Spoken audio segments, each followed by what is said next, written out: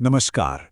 तो चलिए आज उस बुनियादी ब्लूप्रिंट को समझते हैं जिसकी वजह से हमारी पूरी डिजिटल दुनिया आपस में बात कर पाती है। जी हाँ, हम बात कर रहे हैं ओएसआई मॉडल की। कभी सोचा है कि एक एप्पल का फ़ोन, एक सैमसंग की टीवी और एक विंडोज़ लैपटॉप, मतलब इतनी अलग-अलग कंपनियों के बनाए हुए डिवाइस आखिर एक ही भाषा में कैसे बात कर लेते हैं? ये कोई जादू नहीं है, इसके पीछे एक बहुत ही स्मार्ट सिस्टम काम करता है। जी हाँ, हमेशा से ऐसा नहीं था। एक समय था जब कंप्यूटिंग की शुरुआत हुई थी, तब नेटवर्किंग की दुनिया में बिल्कुल कैओस था। सोच के देखिए, एक डिजिटल टावर ऑफ बेबेल जैसा हाल था। मतलब एक कंपनी का नेटवर्क दूसरी कंपनी के नेटवर्क से बात ही नहीं कर सकता था। सबकी अपनी अपनी अलग भाषा थी। तो इसी केओस को, इसी उलझन को सुलझाने के लिए सामने आया ओएसआई मॉडल, यानी ओपन सिस्टम्स इंटरकनेक्शन। बेसिकली ये एक यूनिवर्सल रूल बुक है।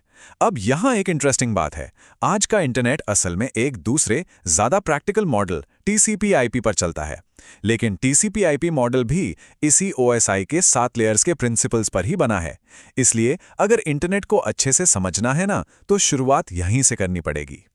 अच्छा, इसको और आसान बनाने के लिए चलिए एक डेटा के टुकड़े के सफ़र पे चलते हैं। सोचिए, हमने ब्राउज़र में google.com टाइप किया और एंटर दबा दिया। बस इतना सा काम। लेकिन उस एक क्लिक के पीछे क्या-क्या होता है, हम उसी रिक्वेस्ट की जर्नी को इन 7 लेयर्स से गुजरते हुए देखेंगे। तो ये है हमारा रोड मैप। सफ़र शुरू होगा सबसे ऊपर एप्लीकेशन लेयर से और ख़त्म होगा फिजिकल लेयर पे, जहां से डेटा असली दुनिया में निकल जाएगा। चलिए आइए एक-एक करके इन सब लेयर्स को एक्सप्लोर करते हैं। सबसे पहले लेयर 7 एप्लीकेशन लेयर। ये वो लेयर है जहां हम यानी इंसान कंप्यूटर से इंटरैक्ट करते हैं। हमारा वेब ब्राउज़र एक एप्लीकेशन है ना? तो जब हम google.com टाइप करते हैं तो ब्राउज़र एक रिक्वेस्ट तैयार करता है HTTP जैसे प्रोटोकॉल का इस्तेमाल करके। बेसिकली वो कहता है, हे मुझे google.com का वेब पेज दो। तो डेटा का जन्म असल में यहीं होता है। उसके ठीक नीचे है लेयर 6 प्रेजेंटेशन लेयर। इसे आप नेटवर्क का ट्रांसलेटर समझ सकते हैं।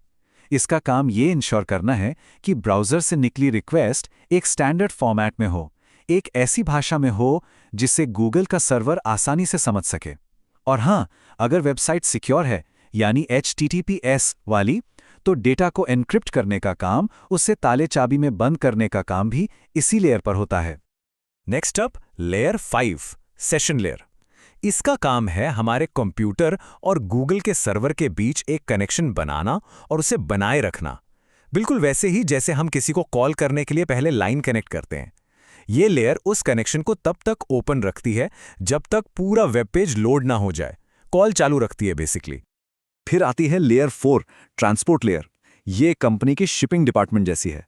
बड़ा सा ऑर्डर आया तो उसे छोटे छोटे डिब्बों में पैक करना पड़ता है ना? ये लेयर भी वही करती है। ये हमारी रिक्वेस्ट को छोटे छोटे हिस्सों में तोड़ देती है, जिन्हें पैकेट्स कहते हैं, और हर पैकेट पर नंबर डाल देती है ताकि रिसीविंग एंड पर सब सही से जुड़ पाए। साथ ही ये एरर चेकिंग भी करती है, ये पक्का करने के लिए कि कोई पैकेट रास्ते में गुम ना हो जाए।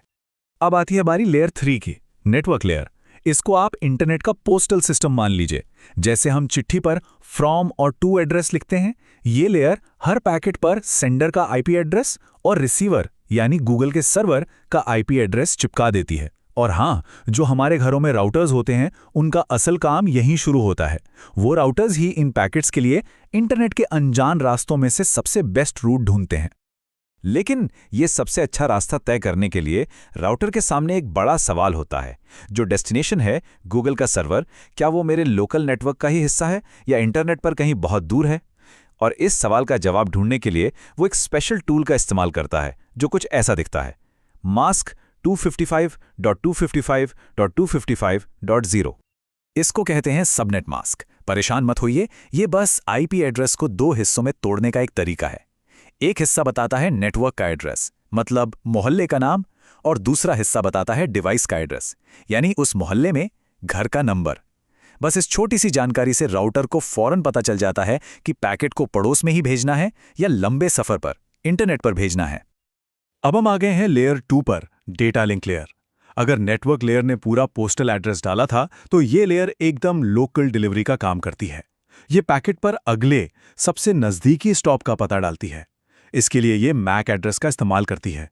सोचिए, अगर आईपी एड्रेस पूरी बिल्डिंग का पता है तो मैक एड्रेस उस बिल्डिंग के अंदर फ्लैट नंबर 302 का स्पेसिफिक पता है। ये हर डिवाइस का एक यूनिक हार्डवेयर एड्रेस होता है। और आखिर में लेयर 1, द फिजिकल लेयर। यहां सब कुछ फिजिकल है। अब तक जो हमारी रिक्वेस्ट सिर्फ जीरोज और वंस के कोड में थी, अब वो असल सिग्नल्स में बदल जाती है। अगर वायर लगी है तो इलेक्ट्रिकल सिग्नल्स, अगर वाईफाई है तो रेडियो वेव्स, और अगर फाइबर ऑप्टिक है तो लाइट की किरणें। यहां से डेटा असल में फिजिकली अपनी जर्नी शुरू करता है। और जब ये सिग्नल गूगल के सर्वर तक पहुंचता है तो ये पूरा प्रोसेस बिल्कुल रिवर्स में चलता है। सोच लीजिए जैसे कोई गिफ्ट को खोल रहा हो। हर लेयर अपने हिस्से की रैपिंग, अपना एड्रेस, अपना फॉर्मेट हटाती जाती है, जब तक कि आखिर में सर्वर के एप्लीकेशन लेयर तक वो असली रिक्वेस्ट ना पहुंच जाए, मुझे google.com का वेब पेज चाहिए। तो जैसा कि हमने देखा, OSI मॉडल एक अच्छा थ्योरेटिकल ब्लूप्रिंट है, लेकिन असल दुनिया में इंटरनेट ज्यादातर एक 4 लेयर के TCP/IP मॉडल को यूज करता है। इसको ऐसे समझिए, OSI मॉडल उस बिल्डिंग का पूरा 7 मंजिला ब्लूप्रिंट है, जबकि TCP/IP मॉडल वो असली बिल्डिंग है जो 4 मंजिलों में बनाई गई है। काम सारे वही होते हैं, बस OSI मॉडल उन्हें समझने के लिए एक ज्यादा डिटेल्ड और क्लियर मैप देता है। तो सवाल ये है कि अगर इसका इस्तेमाल कम होता है तो ये इतना जरूरी क्यों है? क्योंकि ये नेटवर्किंग की एक कॉमन भाषा है। ये इंजीनियरों को प्रॉब्लम सॉल्व करने में हेल्प करता है। सोच के देखिए, इंटरनेट नहीं चल रहा तो प्रॉब्लम कहाँ है? क्या केबल में है, मतलब लेयर 1, या फिर ब्राउजर में कोई दिक्कत है, मतलब लेयर 7?